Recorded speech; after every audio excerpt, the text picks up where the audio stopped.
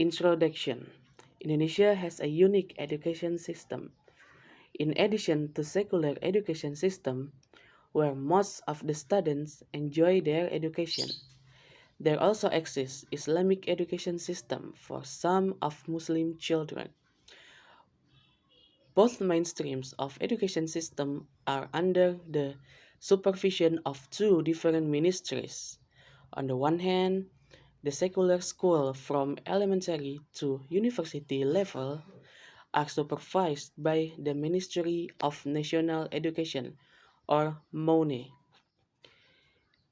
On the other hand, Islamic educational institutions for all levels are under the administration of the Ministry of Religious Affairs or MORA. When given the two main streams of education, Indonesia is regarded by some as adopting dualistic education system. The Islamic education system constitutes pivotal and inseparable part of national education system. Islamic educational institutions throughout their history have contributed significantly to the development of Indonesian education. Besides producing Muslim scholars, they have developed also Islamic tradition in Indonesia. In spite of this contribution, however, the Islamic education does not become the center in the development of national education system. The marginalization of Islamic education by the colonial administration, followed by the subsequent government of independent Indonesia, result in Islamic education being regarded as the second class of education system. Amid such a situation, however, the Islamic education system has gone through significant development. As has been mentioned earlier, Indonesia adopts dualistic education system. On the one hand, Islamic education system, one of the two important education systems in Indonesia, is rooted in the tradition of Islamic learning, which has been practiced for centuries. Historically speaking, pesantren is considered the first Islamic educational institution in Indonesia. On the other hand, secular education system is rooted in the tradition of modern education brought to Indonesia by the Dutch colonial rule, which gradually introduced the school to indigenous people, especially aristocrat groups. In addition to teach secular courses and certain skills beneficial for worldly life, the Dutch school also promised job offers for their alumni to become colonial government employees. Furthermore, they issued certificates for the graduates to prove that they have finished certain level of education or mastered certain skill. The historical legacy has been maintained by Indonesia's independence government. The Islamic education system has been accommodated by giving its management authority to MORA. Meanwhile, the management of secular education system has been entrusted to MONE. It is explicitly mentioned in the Law of the Education and Learning System No. 4, 1950, which was revoked by the Law No. 12, 1954. That going to religious schools accredited by the Minister of Religious Affairs would be considered as completing compulsory education, through the details regulation of which will be regulated in spirit law. The development of Islam in Indonesia is inseparable from its Islamic education system, especially pesantren and madrasah. Both institutions have played a pivotal role in determining the religiosity of Indonesian society. Not only do they function as the center of Islamic learning, but also constitute inherent part in the formation of socio-cultural and religious system of Indonesian Muslims. As far as the Indonesian Muslim intellectual discourse is concerned, both institutions have played significant role as center for the publication of Islamic scholarly works in Indonesia. Pesantren, with its other different names like pondok, dayah, and maunans, constitutes a model of traditional Islamic educational institution. Andilm or Kiai is the owner as well as the great teacher of pesantren. Most of santris, both males and females, live in dormitory.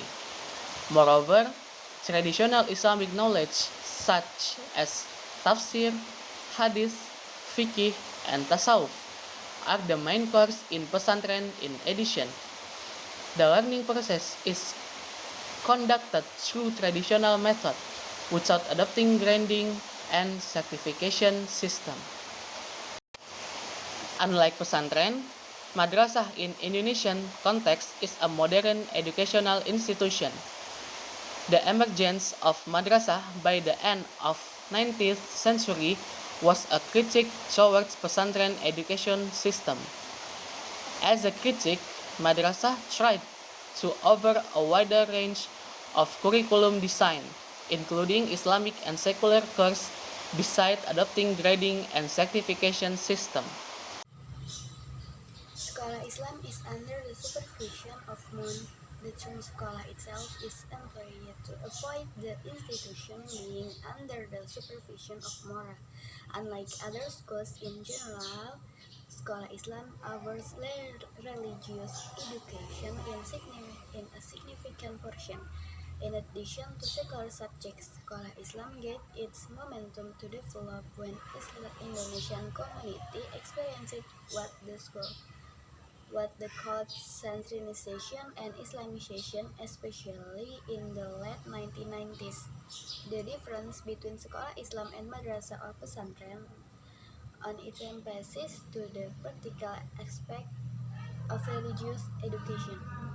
In sekolah Islam, students may enjoy air-conditioned rooms, library, sport facilities, laboratory, computer, internet, and of course, well-organized teaching learning system, including extracurricular activities. The tuition fee in sekolah Islam is far more expensive than madrasah and secular schools in general. Sekolah Islam Al-Azhar, or often called Al-Azhar Islamic School, is one of well-known sekolah Islam. Not only does it constitute the oldest sekolah Islam, but also it has branches in a number of big cities in Indonesia. Sekolah Islam can also be found outside Java. Of the most famous among them is Sekolah Serambi Mekah in West Sumatra. Not only does it represent a model of sekolah Islam, but it also develops a sort of religious attitudes which can be found in the member of pengajian kampus, which politically become the basis of the constituents of Partai Keadilan Sejahtera. Sekolah Serambi Mekah implements a curriculum adopted from for secular course and from more for religious courses, with a few adjustments to befit pesantren life. Is public madrasah Islamic education by state. The number of madrasah negeri or public Islamic school is 7,227 representative only, approximately 20% of the total of number of madrasah throughout Indonesia. Mora attempted intensively to make madrasah to become part of national education. An intensive negotiation between Mora and other related departments resulted in the issuance of a joint decree, Surat Keputusan Bersama or SKB. The SKB stipulates 3 points: the graduate certificate of madrasah All levels would be recognized equally to those of secular school, and madrasah graduates are eligible to continue their study in secular schools. Madrasah graduates have now equal opportunity with their counterpart from secular schools to be registered on secular schools and measures in order to be equal to secular school. Madrasah should carry out point that the curriculum of madrasah should consist of 70% secular courses and 30% religious courses. Although the number of public madrasah is still limited and far less than that of secular school, but the issuance of the SKB shows that Mora have made a significant political measures. A number of madrasah have received subsidy, a financial support from the government that previously has only been enjoyed by secular school undermine. The integration process of madrasah international education system gained momentum in In 1989, with the issuance of Education Law Number 2 of 1989 concerning national education system, for Mora public madrasah by adopting the combination of both secular and religious courses is an ideal form of Islamic educational institution in Indonesia. Apart from the critiques, public madrasah has played pivotal role in the development of madrasah in Indonesia. Okay, next, maintaining traditional learning method, pesantren within NU traditions. As has been mentioned above, there are some traditional pesantrens, especially those developed within NU traditions, which adopt modern educational system, although they do not have any organizational ties with NU. In maintaining their traditional educational system, some pesantrens in Java have initiated to adopt the madrasah system. In this respect, pesantren Tebu Ireng in Jombang, East Java, is a case in point founded by Kiai Hashim Asy'ari, a well-known Javanese ulama of the 20th century. The pesantren becomes a model for other pesantrens as well as the ulama in Java. Tebu Ireng is not the only pesantren which has reformed its educational system. Pesantren Krapyak in Yogyakarta is another pesantren which has done similar attempt to reform its educational system. He also integrated madrasah system into pesantren, which later became the main teaching and learning activities in pesantren. In addition, it is important to mention the other two pesantrens which have conducted educational reform by adopting madrasah system into pesantren and by including non-Islamic subjects into pesantren curriculum. The two pesantrens under discussion are Pesantren Tambak Beras, led by Kiai Hasbullah, and Pesantren Rejoso in Jombang, headed by Kiai Tamim, both of which are located in East Java. Instead of merely educating the future ulama, the goal of teaching and learning in Pesantren Tebu Ireng, as stated by Zamakhshari Dovier, is directed towards wider aims, namely to educate and to prepare the student of the pesantren to become ulama intellectual and intellectual ulama. This goal is in line with that of. Okay, next, non-Javanese experiences. As has been mentioned above, a big number of traditional pesantrens are located found in Java. especially as in Central Java, and only a few are located outside Java. However, a number of traditional pesantrens are also to be found outside Java. The following are the description of traditional pesantrens under discussion, such as Pesantren Tarbiyah Islamiyah in West Sumatra, Pesantren Asadiah in South Sulawesi, and Pesantren Nahdlatul Wathon in West Nusa Tenggara. Number 1. Pesantren Tarbiyah Islamiyah in West Sumatra. Pesantren Tarbiyah Islamiyah, located in Ampek, Angek, Candung, Bukit Tinggi, was established in 1908 or 1307 Hijriah by Angke Muda Muhammad Rasul. At its very inception, the pesantren was called Surau Tangah, or also named as Surau Baru Candung. Similar to other surau at that time, Surau Tangah functions as the center for the development of Islamic teaching. The teaching and learning method employed by the surau was halakoh, a teaching method in which all the students of all ages learn directly from the kiai, since grading or leveling system was not recognized. Having been going through a long process, Tarbiyah Islamiyah applied full grading system in early 1980. Furthermore, it has applied the curriculum of the Ministry of Religious Affairs for MTSN and MAN since 1984. However, the new adopted curriculum was regarded too simple for the Salafiyah or traditional pesantren of Candung. The textbooks published by the Ministry of Religious Affairs on religious subjects are not used. Instead, the classical Arabic texts, or called as Kitab Kuning, are employed as textbook in the teaching and learning in the pesantren.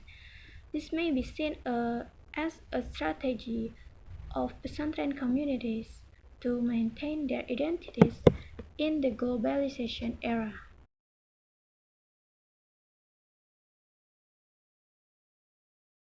3. Nahdlatul Wathon in West Nusa Tenggara.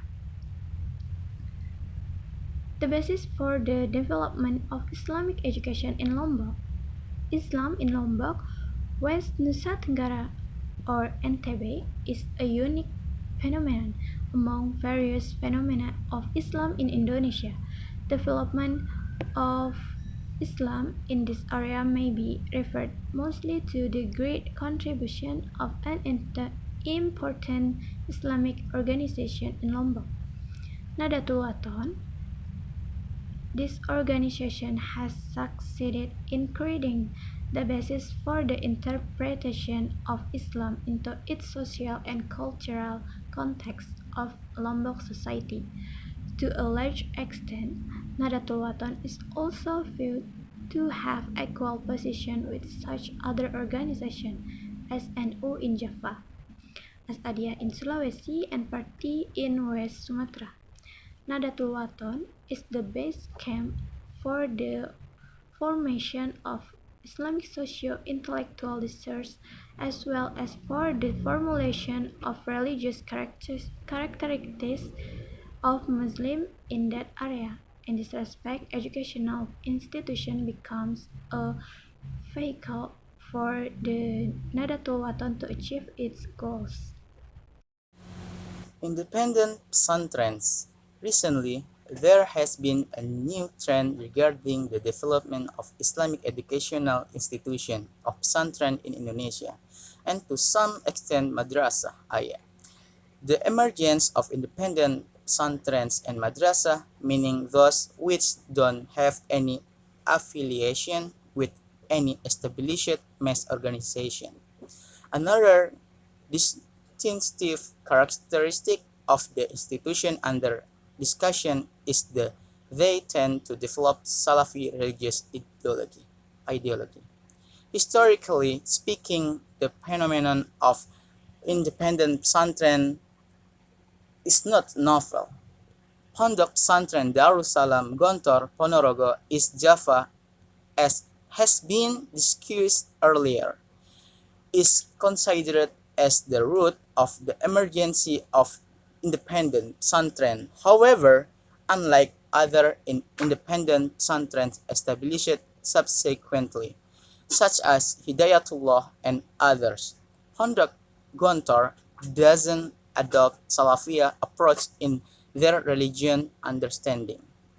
Although the concept of Jama'ah offered by Abdullah Said doesn't necessarily signify the above-mentioned meanings on cannot deny the existing relationship between Islamic movement in Islamic world with his ideas. Based on the description, it's clear that Abdullah Said and his pesantren Hidayatullah is part of groups which adopt and develop Salafiyah religious understanding. Pesantren Hidayatullah, a brief profile. Pesantren Hidayatullah is located on 120 hectare land in the outskirts of Balikpapan. Since its first official establishment ceremony August 5 in 1976 by the Ministry of Religious Affairs, it has attracted the attention of many people for reasons. First, after almost one decade of operation in 1984, Pesantren Hidayatullah received Kalpataru Award, an award given by the Indonesian government for the achievement. Environmental achievement. Second, 2 decades after its establishment, 2002, this pesantren made another headline news for the association of its involvement in terrorism.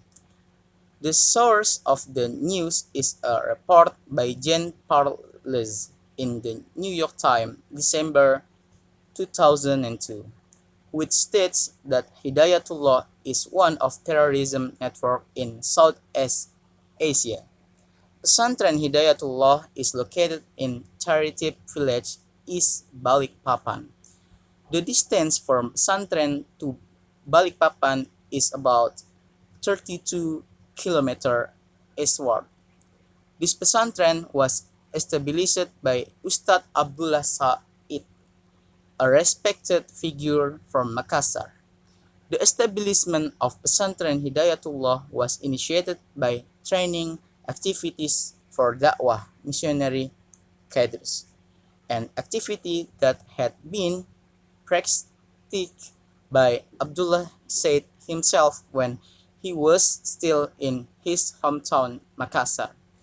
The data show that Pesantren Hidayatullah has about 130 branches spread out in several cities in Indonesia, such as Jakarta, Surabaya, Manado, Dumai, Mamuju, Toli-Toli, Sorong, Manokwari, Fakfak, Jayapura, Gap North Maluku, Ambon, Bontang, Samarinda, Berau, Pasir, Berau Pasir, Pontianak, Ujung Pandang, Palu, Adonara, NTT, Nunukan, Palembang, Merauke, Bandung, Mataram, Yogyakarta, Jember, and Semarang. Concluding remarks, variants of pesantren and madrasah in Indonesia. The above presented mapping about modern pesantren, sekolah Islam, public madrasah, traditional pesantren, and independent pesantren describes the wide variety of Islamic education system in Indonesia. With regard to issues of democracy, pesantren also have shown their support. They participate in activities which have something to do with the implementation of democracy. such as general election. For some of Islamic group, democracy through parliamentary system is used to implement regulations with the spirit of Islam. The variety of Islamic educational institutions illustrates the dynamic of Islam in Indonesia, which has been searching for its form, especially in the context of modern and contemporary development.